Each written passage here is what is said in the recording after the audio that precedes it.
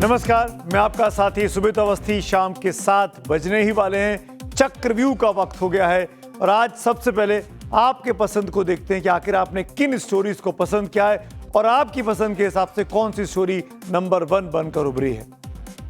आज जो वोटिंग में पहली स्टोरी थी वो थी ट्विशा केस की, जिसमें पहले दिन ही क्यों सीबीआई चौंक गई है।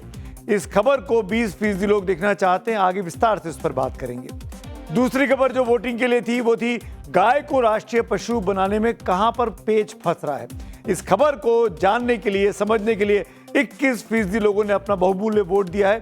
आगे इस पर 7:28 पर विस्तार से बात करते हैं कि बकरीद के मौके पर गाय पर गदर क्यों मच गया है। तीसरी कहानी जो वोटिंग के लिए आपके सामने थी वो थी कि आगे क्या करेगा दिल्ली का जिमखाना, बचेगा या बनेगा ये अफसाना। इस खबर को 27% लोग देखना चाहते हैं। इस पर भी आगे डिटेल में बात करेंगे। लेकिन जो खबर सबसे ज्यादा आपके वोट पाकर नंबर 1 बनी है वो है कि क्या सचमुच सीबीएसई ने 12वीं के बच्चों का भविष्य मटिया मेट कर दिया है। इस खबर को देखने के लिए 32% दर्शकों ने वोटिंग में दिलचस्पी में इस खबर को नंबर 1 बनाया है और यही आपकी पसंद के अनुसार हमारे शो चक्रव्यूह की कवर स्टोरी भी आज बनी है।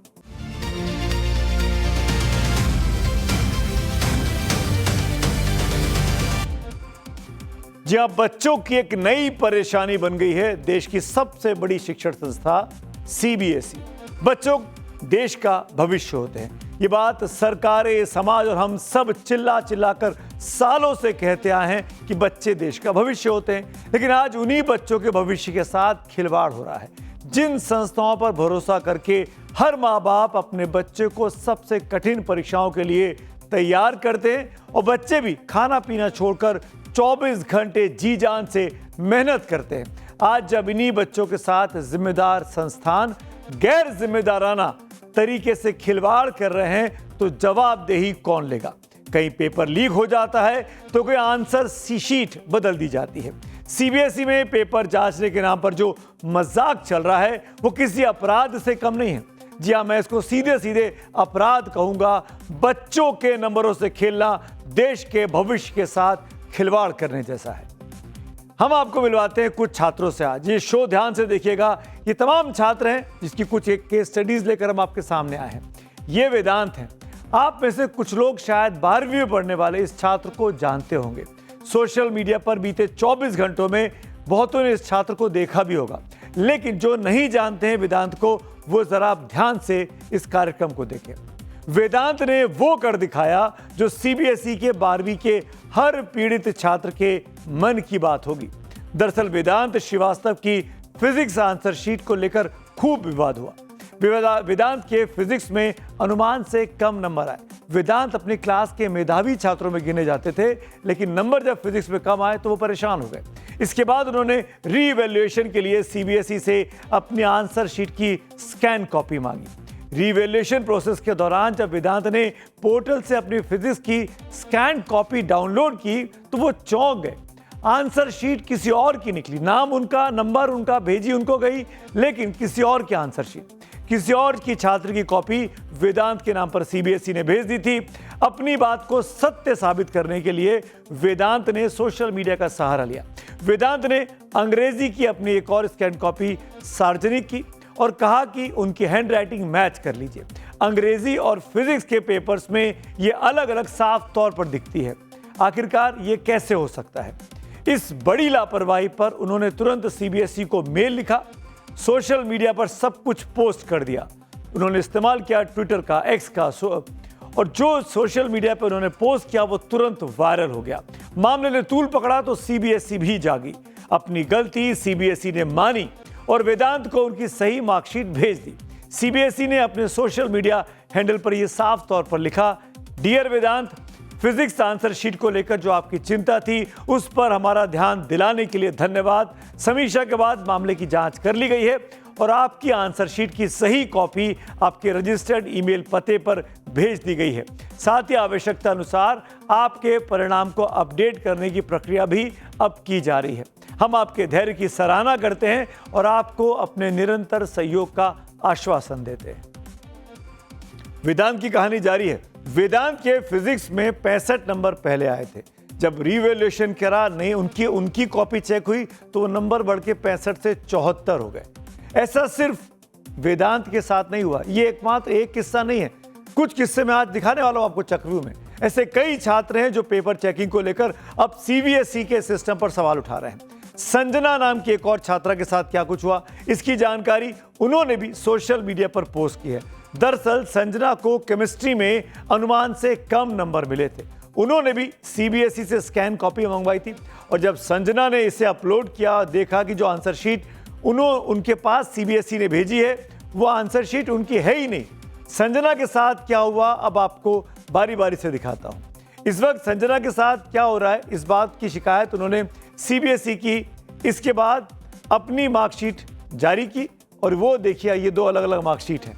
ये सीबीएसई से मिली कॉपी में हैंडराइटिंग है और ये असली हैंडराइटिंग है। ये संजना ने पोस्ट किया। संजना कह रही है मेरी असली हैंडराइटिंग ये है और ये कॉपी उनको सीबीएसई से मिली है, तो ये कैसे हैंडराइटिंग मैच हो रही है। कोई भी छोटा सा व्यक्ति भी जो पढ़ना नहीं भी जानता हो, जिसको कलाकारी का और राइटिंग का समझ है, वो कह सकता है कि दो अलग अलग हैंडराइटिंग है। और इसको सीबीएसई ने, जाहिर तौर पर संजना ने इस मामले को उछाला तो सीबीएसई ने इस मामले में भी अपनी गलती मान ली है। और ये केस सिर्फ वेदांत या संजना तक सीमित नहीं है, हजारों हजार छात्राओं की तरफ से ऐसी कंप्लेंट्स आई हैं जो सीबीएसई के कमजोर सिस्टम का शिकार हुए हैं। छात्र लगातार सोशल मीडिया पर लिख रहे हैं, सीबीएसई से सवाल पूछ रहे हैं कि बगैर उचित तैयारी के ओएसएम यानी ऑन स्क्रीन मार्किंग सिस्टम को क्यों लागू कर दिया गया है। बच्चों की साल भर की मेहनत पर पानी क्यों फेर दिया गया है। ओएसएम सिस्टम में कुछ कमी थी तो इसे जल्दबाजी में लागू क्यों किया गया। स्टूडेंट की आंसर शीट की अदला बदली कैसे हो रही है। कई बच्चों को धुंधली आंसर शीट क्यों मिल रही है। आंसर शीट की स्कैनिंग ठीक से क्यों नहीं की गई थी। सवाल का सही जवाब देने के बाद भी नंबर क्यों काटे हैं सीबीएसई ने। कॉपी जांचने के लिए ऑनलाइन फीस भरने के बावजूद स्टेटस पेंडिंग क्यों दिखाता रहता है। रीइवैल्यूएशन के लिए सीबीएसई फीस भी ले रही है छात्रों से। हालत यह है कि सीबीएसई को छात्रों के लिए स्कैन की हुई आंसर शीट हासिल करने के लिए तारीख 3 बार बढ़ानी पड़ी है। इस साल सीबीएसई ने 12वीं के 18 लाख से ज्यादा छात्रों की copy on screen marking system, जो कि नया सिस्टम है, उसके द्वारा जांची है। लेकिन जब नंबर उम्मीद से कम छात्रों के आए तो इस सिस्टम पर सवाल उठने लगे और इसकी पोल खुद ब खुद बच्चों ने खोल दी। अब आपको एक और केस दिखाता हूं। यह हर्ष चौरसिया है। 12वीं में 84% अंक हासिल किए, लेकिन खुश नहीं थे हर्ष, क्योंकि उम्मीद थी इससे कहीं ज्यादा उनको नंबर आएंगे। जब कॉपी उन्होंने चेक कराई तो पता चला कि इनकी सप्लीमेंट्री कॉपी जो उन्होंने एग्जाम में लिखी थी वो गायब है। पढ़ाई में हमेशा अव्वल रहने वाले हर्ष के परिवार को उनसे बहुत उम्मीदें थी, लेकिन परिवार की उम्मीदों पर सीबीएसई के इस सिस्टम ने जैसे ग्रहण लगा दिया है। मेरा नाम हर्ष चौरसिया है। आपका एग्जाम कैसा हुआ था हर्ष? आपके जो परसेंटेज आए सीबीएसई 12th में वो क्या थे? मेरे सीबीएसई क्लास 12 के परसेंटेज 84% आए थे और मेरे एग्जाम सारे बढ़िया ही गए थे और मैंने एक्सपेक्ट ज़्यादा किया था कि 84% से भी ज़्यादा एक्सपेक्ट किया था, 90+ एक्सपेक्ट किया था।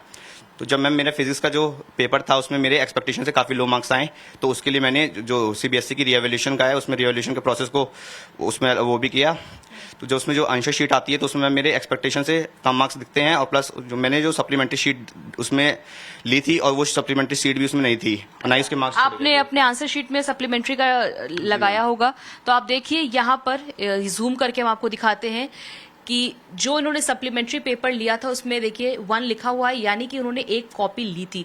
और कितने नंबर के या कितने क्वेश्चंस आपने उसमें लिखे थे? मैम उसमें मेरे 2 क्वेश्चन थे, एक क्वेश्चन का हाफ पार्ट था और एक क्वेश्चन का फुल पार्ट था, जो 5 मार्क्स के क्वेश्चन थे, यानी 2.5 मार्क्स का आधा एक क्वेश्चन और 5 मार्क्स का कंप्लीट क्वेश्चन उसमें था, और उसके पूरे मार्क्स पूरे हटा दिए गए हैं, उसके मार्क्स जोड़े नहीं गए, नॉन अटेम्प्ट में जोड़ दिया गया है। पहला जो ये कॉपी है वो करीब कितने पेज का होता है? 32 पेजेस की एक कॉपी होती है। है। आप दिखाइए लास्ट में ये पेज, आप जब आपकी जो स्कैन कॉपी आई है आप ये देखिए कि ये जो स्कैन कॉपी आई है इनकी, ये यहीं पर खत्म हो जाती है 32 पेज। ये देखिए जूम करके आप हम दिखाना चाहते हैं कि आप ये देखिए ये खत्म हो गई।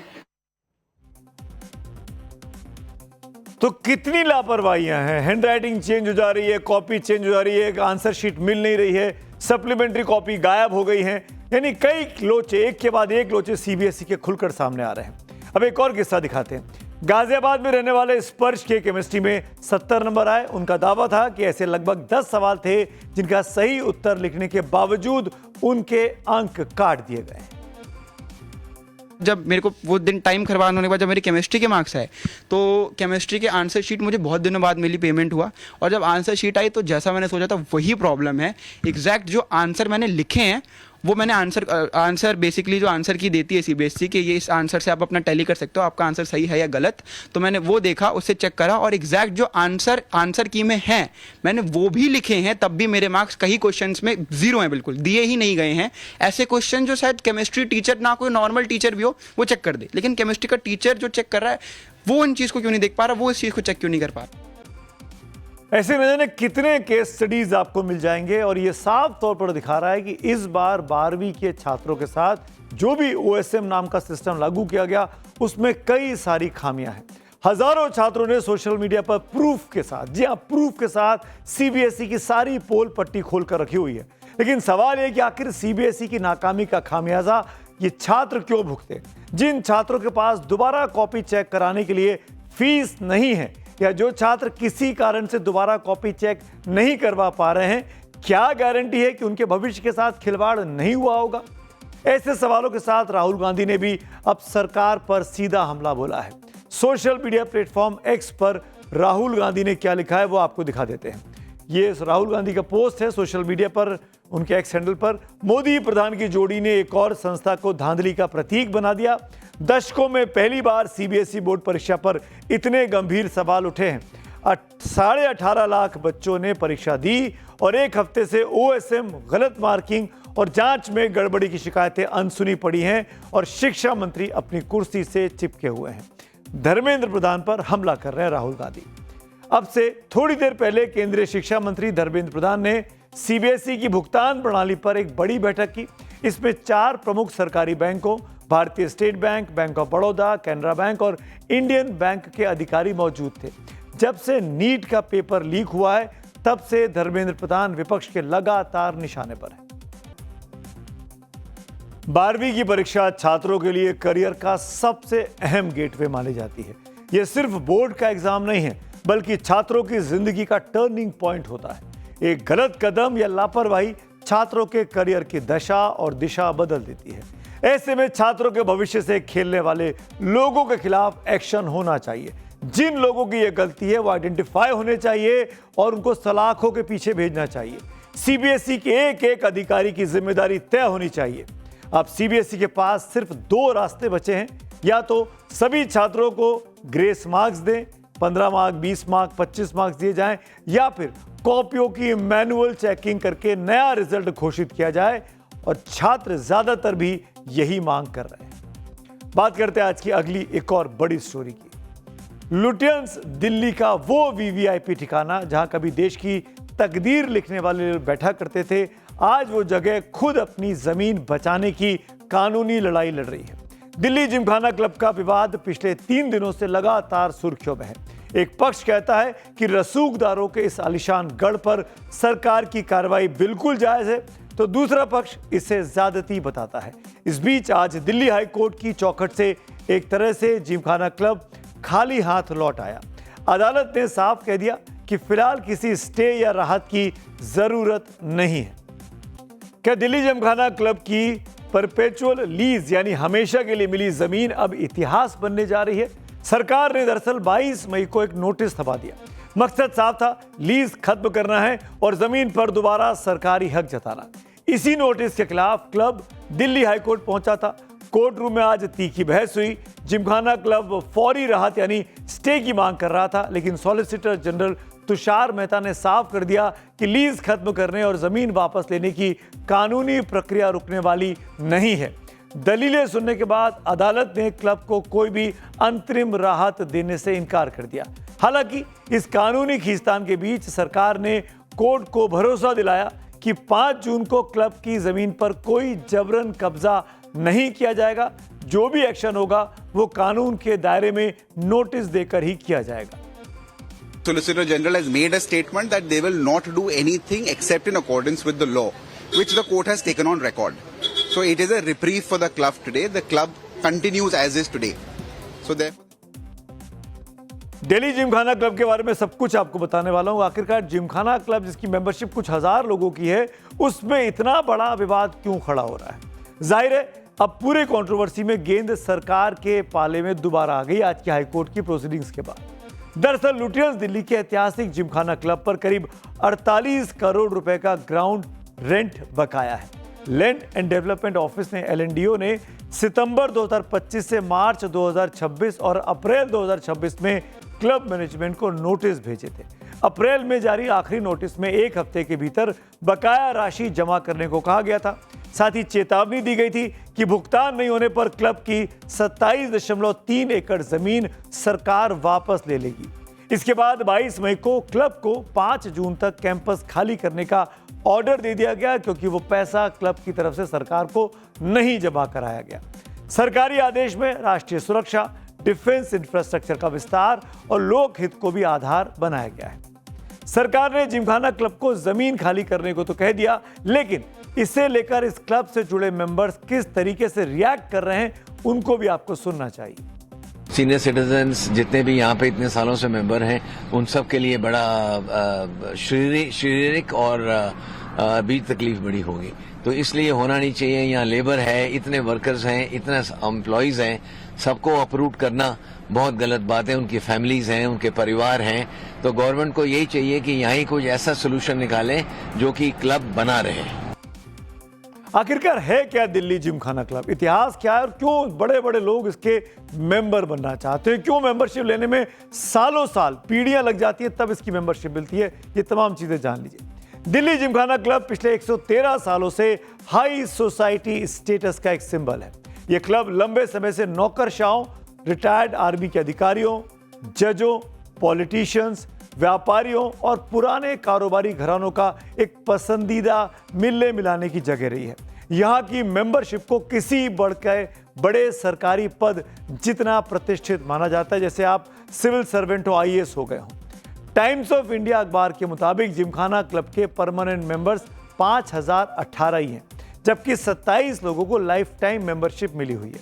3000 यूजर्स ऑफ क्लब प्रीमाइसेस हैं, जबकि 5000 ग्रीन कार्ड होल्डर्स हैं।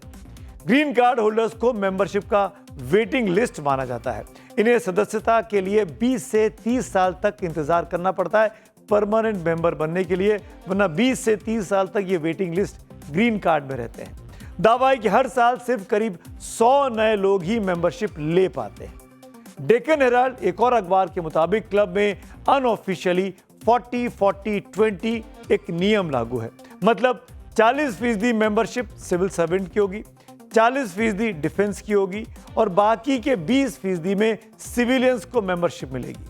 दावा है कि पहले से क्लब के मेंबर्स के बच्चों को भी प्रायोरिटी दी जाती है। यानी अगर कोई मेंबर रहा है और उसका स्वर्गवास हो गया तो वो उसके बच्चे प्रायोरिटी पे मेंबरशिप ले सकते हैं। इससे बाहरी लोगों के लिए, यानी जो लोग मेंबर नहीं हैं, उनके लिए मेंबरशिप लेना और मुश्किल बन जाता है। इतना ही नहीं, मेंबरशिप से पहले एक एट होम का प्रोसेस होता है, जहां पर मौजूदा मेंबर ये तय करते हैं कि नया व्यक्ति उनके स्टेटस का है या नहीं है। इसी हाई सोसाइटी स्टेटस कल्चर को लेकर क्लब विवादों में रहता है। I have been a third generation member of Delhi Gymkhana Club, and I was pretty appalled when I saw this notice, because I had always thought and envisaged that if I was the third generation, the fourth generation ahead, my children would also be able to bear the fruits of this particular membership. अब Delhi Gymkhana club का इतिहास और इसके elite members के लिए यहाँ क्या luxury मौजूद है, इसकी भी बात होगी। पहले समझ लीजिए कि वो लोकेशन जहां जिमखाना क्लब मौजूद है। आखिरकार क्यों जिमखाना लोग इंपॉर्टेंट हो जाते हैं, ये मैं आपको इस ग्राफिक्स के जरिए दिखाने की कोशिश करता हूं। क्या क्या चीजें हैं। दिल्ली जिमखाना क्लब आप दिल्ली के मैप पर देख सकते हैं, जो बिल्कुल पास। ये देखिए, ये दिल्ली का गूगल मैप हमने लिया है। ये प्रधानमंत्री का आवास है, ये पूरा इलाका। यहाँ पर प्राइम मिनिस्टर्स ऑफिस आप इसको कह सकते हैं। ये लोक कल्याण मार्ग है और ये दिल्ली जिमखाना क्लब है। देख रहे हैं हम इन तस्वीरों में, ये गोल चक्कर है। आगे ये रास्ता 3 मूर्ति को जाता है, एक रोड अकबर रोड को जाती है, एक राजाजी मार्ग को जाती है। ये सफदरजंग रोड है जहां से इसकी एंट्री है जिमखाना क्लब की। इतना आसपास है, सुरक्षा को वजह बताया गया।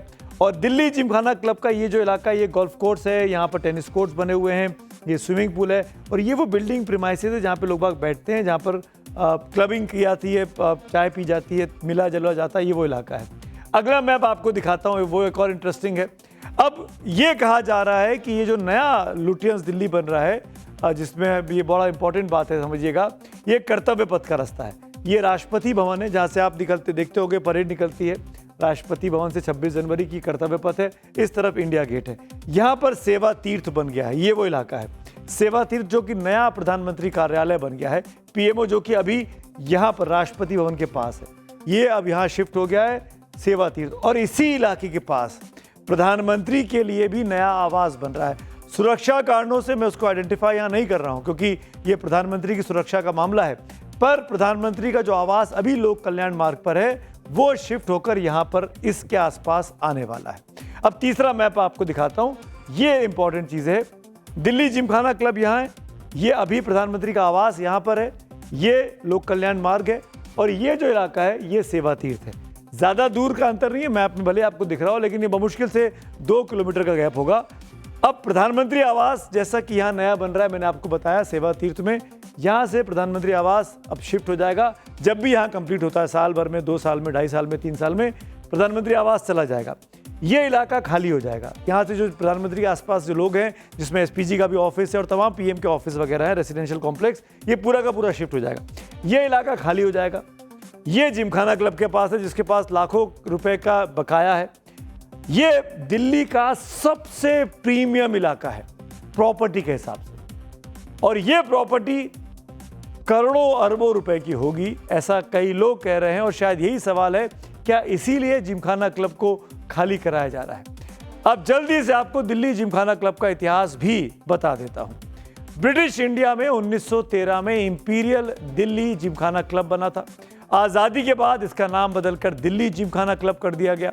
मौजूदा बिल्डिंग 1930 के दशक में बनी थी। लग्जरी सुविधाओं की बात करें तो 27.3 एकड़ के विशाल कैंपस, जो कि दिल्ली के बीचों बीच स्थित है, इस क्लब की सबसे बड़ी यूएसपी इसके टेनिस कोर्ट्स हैं, 26 ग्रास कोर्ट्स हैं, 4 हार्ड कोर्ट हैं, 3 फ्लेक्स कुशन कोर्ट्स हैं, 3 मॉडर्न स्क्वैश कोर्ट्स बने हुए हैं, 2 बैडमिंटन कोर्ट्स बने हुए हैं। क्लब में 3 बिलियर्ड्स टेबल हैं। इसके अलावा रमी और ब्रिज खेलने के लिए 3 स्पेशल कमरे बने हुए हैं। सोलर हीटिंग सिस्टम लगा हुआ है, कवर्ड स्विमिंग पूल है, हेल्थ और वेलनेस के लिए अल्ट्रा मॉडर्न जिम्नेशियम यहाँ मौजूद है, मल्टीपल डाइनिंग हॉल्स हैं, बार है, लाउंज है, बैठने के लिए, क्लबिंग करने के लिए, मेंबर्स के मेहमानों के ठहरने के लिए 43 ट्रांजिट रूम भी बने हुए हैं। इसके अलावा library, cyber cafe, study room, सब कुछ यहाँ मौजूद है। क्लब में बड़े समारोह, शादियों या बैठकों के लिए शानदार बॉलरूम है, 5 लॉबी और विशाल लॉन भी मौजूद है। जो लॉन मैंने आपको तस्वीर में दिखाया था, उसी लॉन में बड़ी बड़ी शादियां भी इस इलाके में होती है। बहुत से लोग वहां जाते भी हैं शादियों के सीजन में। दिल्ली के जिमखाना क्लब से जुड़ी यादों को लेकर अब क्या कहा जाए। देश की पहली लेडी आईपीएस और पुडुचेरी की पूर्व उपराज्यपाल किरण बेदी को सुन लेते हैं जरा, उसके बाद समझाते हैं आखिरकार ये पूरी कहानी में क्यों इतनी ज्यादा दिलचस्पी ब्यूरोक्रेट्स की है। मैं 14 साल की उम्र से जिमखाना क्लब में खेलने आती थी अमृतसर में, सो मेरी बहुत सारी मेमोरीज हैं इसमें। और वो एक बड़ा ज़बरदस्त अच्छा स्पोर्ट्स कॉम्प्लेक्स है। वो सिर्फ क्लब ही नहीं है, सबको जोड़ता ही नहीं है, बहुत ज़बरदस्त सीनियर सिटीजन्स भी वहीं, उन्हीं का घर भी है। सो मैं उस एंगल से करा था कि इसमें बहुत सारे लोगों की मेमोरीज भी हैं और एक बहुत स्ट्रॉन्ग स्पोर्ट्स सेंटर भी है। और जो टेनिस के लॉन्स हैं जिमखाना में, वो एशिया के बेस्ट लॉन्स हैं। दिल्ली जिमखाना क्लब को लेकर जारी सरकारी नोटिस पर सियासत भी जमकर हो रही है। सुनिए बड़े बड़े सियासतदान इस पर क्या कह रहे हैं। ये मोदी जी तो सुना है जा रहे हैं केंद्रीय सचिवालय के पास, लोकसभा के पास आवास जा रहा है, तो इस समय जिमखाना को खाली कराने की क्या वजह थी? और कोई भी निर्णय होना चाहिए किसी जमीन को लेने का या ना लेने का, क्योंकि अक्सर हमने देखा है कि इस तरह की जब कोई चीज टेक ओवर की जाती है तो उसके पीछे किसी न किसी बहुत बड़े इजारेदार की नजर भी होती है। जिमखाना क्लब को कब्जा करने की सरकार की कोशिश ये बताती है कि इनका ध्यान सिर्फ जमीनों को कब्जा करने में और अपनी सुरक्षा के नाम पे और अपने मित्रों को देने में उस बड़ी बड़ी जमीन को, उस महंगी जमीन को उपलब्ध कराने में इनकी सारी रुचि है। हाँ, कुछ लोग ऐसे हैं जो यहाँ के मेंबर्स हैं, एलीट लोग हैं, जिनको बड़ी परेशानी हो रही है, पर ये बहुत बड़ा सर्जिकल स्ट्राइक है वीवीआईपी मानसिकता और एलिटिज्म का। इस जिमखाना क्लब में हजारों लोग काम भी करते हैं, कर्मचारी के तौर पर तनख्वाहें लेते हैं सालों साल से। जिमखाना क्लब को दी गई जमीन वापस लेने के सरकारी नोटिस पर सोशल मीडिया पर लगातार रिएक्शंस भी आ रहे हैं। देश के बहुत बड़े स्ट्रेटेजिक एक्सपर्ट हैं जो सरकार का लगातार बचाव करते हैं तमाम टीवी डिबेट्स में। सुशांत सरीन, उन्होंने एक पोस्ट किया है, इसमें सुशांत सरीन साहब लिखते हैं, चलाना है तो बेशक दिल्ली जिमखाना पर बुलडोजर चला दीजिए, लेकिन विशेषाधिकार या टैक्स पेयर्स के पैसे का ढोंग मत रचिए। सरीन ने पूछा कि अगर पैमाना यही है तो क्या सरकार बाबुओं के CSOI, constitution club, IIC, habitat centre, race club और सेना के गोल्फ क्लबों को भी बंद करेगी? क्या संसद में मिलने वाली सब्सिडी बंद की जाएगी? सुशांत सरीन ने साफ कहा कि सुरक्षा का हवाला देना पूरी तरह बकवास है।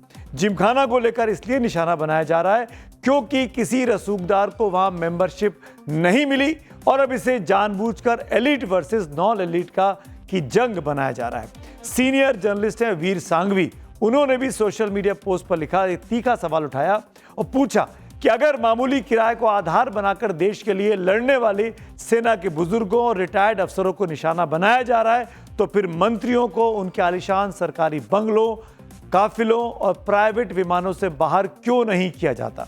नए लुटियंस एलिट को ऐश कराने के लिए टैक्स पेयर्स के पैसे का इस्तेमाल बंद होना चाहिए।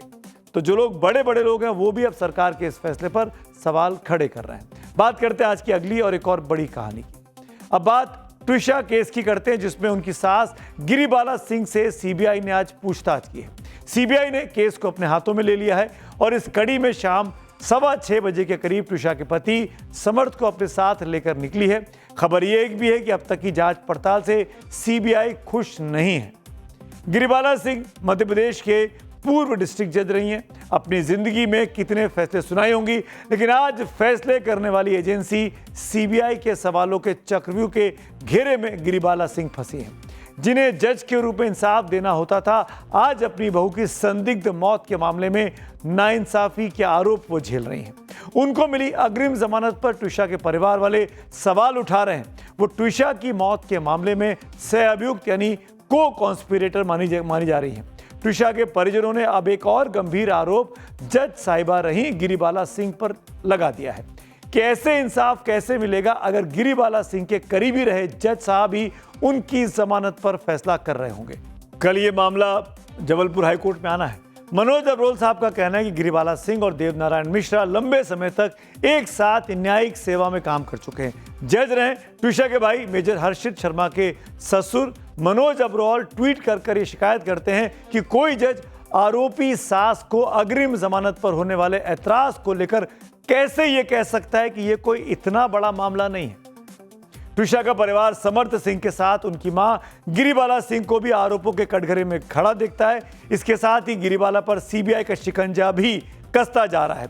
आज सीबीआई की टीम गिरिबाला के घर पहुंची, उनसे पूछताछ की।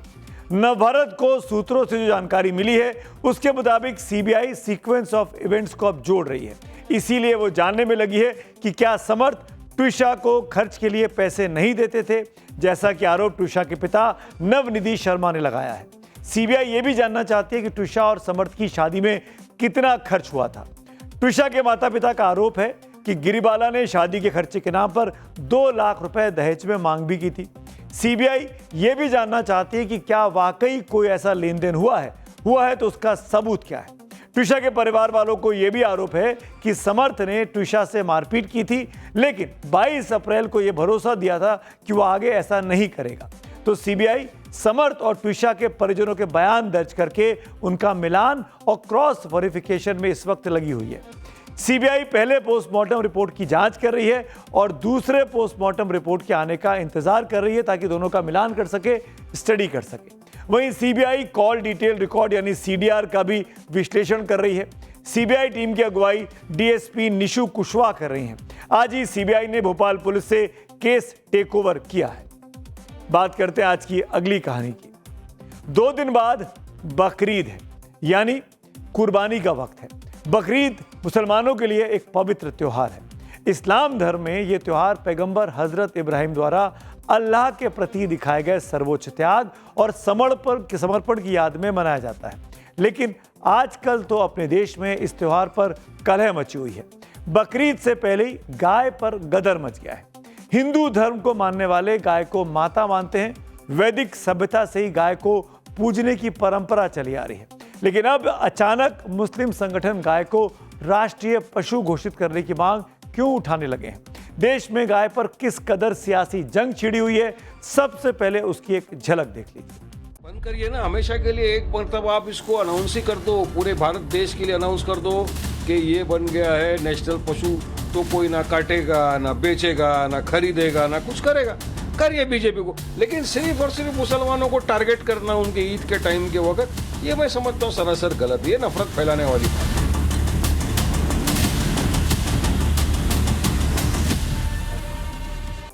बकरीद का त्योहार है, हर्षोल्लास का मौका है, तो देश में एक तरफ बकरीद पर्वाल है तो दूसरी तरफ गाय को राष्ट्रीय पशु बनाने का सवाल भी इसी वक्त खड़ा हो गया है। आखिर ये बवाल और सवाल किसके लिए सिर्फ ख्याली पुलाव है और किसके लिए सियासी जंजाल बना हुआ है?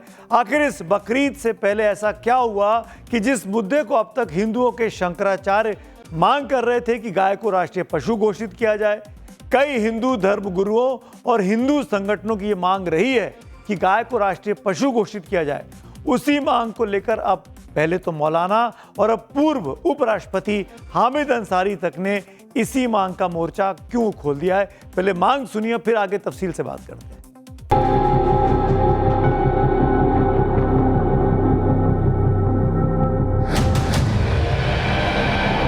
जो चीज हमारे साथी नागरिकों को तकलीफ देती है, उससे अगर हम बच सकते हैं तो क्यों ना बचें। सरकार को करना ये चाहिए कि उसको जैसे नेशनल बर्ड है वैसे नेशनल एनिमल बना दे। मौलाना साहब ने बिल्कुल सही कहा, नेशनल एनिमल बनाने में कोई दिक्कत नहीं है। गाय एक प्राणी नहीं है, गाय विश्व का प्राण है। गाय हमारे हिंदू भाइयों की आस्था है और हमारा हिंदू समाज गाय को गौ माता के रूप में देखता है। इसलिए हमने ये फैसला लिया है ऑल इंडिया इमाम ऑर्गेनाइजेशन ने कि भारत सरकार से कि गाय को राष्ट्रीय पशु घोषित किया जाए। तो गाय को राष्ट्रीय पशु घोषित किया जाए, यह मुस्लिम समाज से आवाज उठ रही है। लेकिन इसके बावजूद भी देश में तो इस वक्त बवाल मचा हुआ है। देश के 3 बड़े राज्यों में तलवारें तनी हुई हैं। मसलन यूपी में खुले में कुर्बानी नहीं करने के साथ ही सड़कों को जाम करने की इजाजत नहीं है। बंगाल में सड़कों पर नमाज और खुले में कुर्बानी पर मनाही है। पशु वध नियंत्रण कानून सख्ती से लागू करने की बात शुभेंदु सरकार ने कर दी है। महाराष्ट्र में फडणवीस सरकार ने बकरीद के मौके पर प्रतिबंधित पशु की कुर्बानी पर रोक लगाई हुई है। सोसाइटीज में फ्लैट के अंदर पशुधन रखने पर भी पाबंदी लगी हुई है।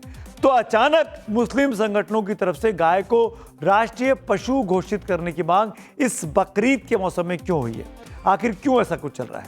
अब गाय को राष्ट्रीय पशु घोषित करने में पेच कहां फंसा हुआ है, इसे बताने से पहले आपको कुछ बातें बता देता हूं। मौलाना अरशद मदनी ने बकरीद के मौके पर सरकारी आदेशों का पालन करने और प्रतिबंधित जानवरों की कुर्बानी से बचने की अपील की है मुस्लिम समाज से।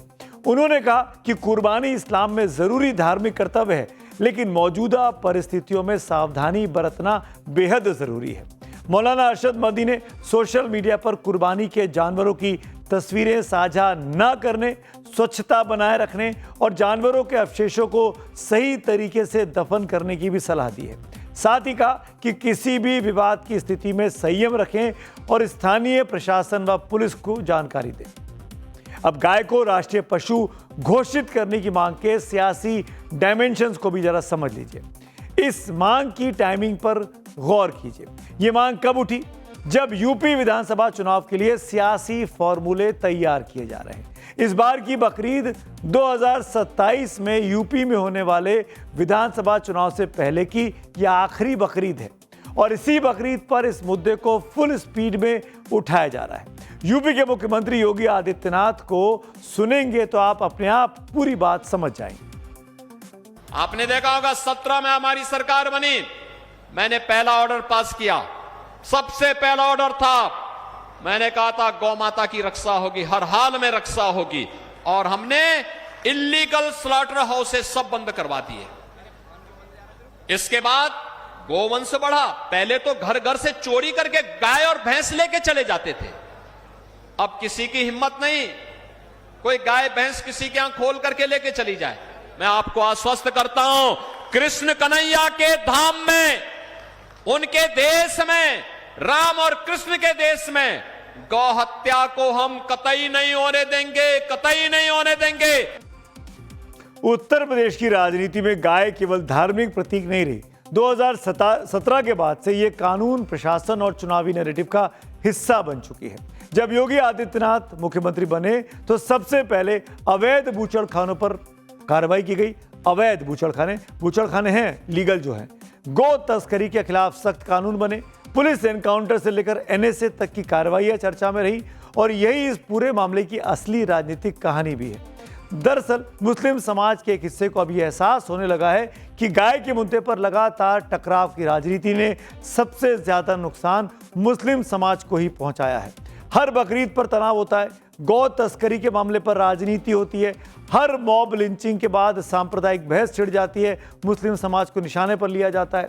ऐसे में अब मुस्लिम संगठनों का एक वर्ग ये दलील दे रहा है कि अगर गाय को राष्ट्रीय पशु घोषित कर दिया जाए और पूरे देश में एक स्पष्ट कानून बना दिया जाए तो कम से कम इस मुद्दे पर होने वाली हिंसा और राजनीति पर रोक लग सकती है। यानी अब कन्फ्रंटेशन की जगह कोऑपरेशन की राजनीति पर तवज्जो दी जा रही है। अब सवाल उठता है कि क्या गाय को राष्ट्रीय पशु घोषित किया जा सकता है, क्योंकि इसका जवाब जानने से पहले आपको यह भी जानना होगा कि भारत का राष्ट्रीय पशु गाय नहीं है, इसीलिए मांग उठ रही है।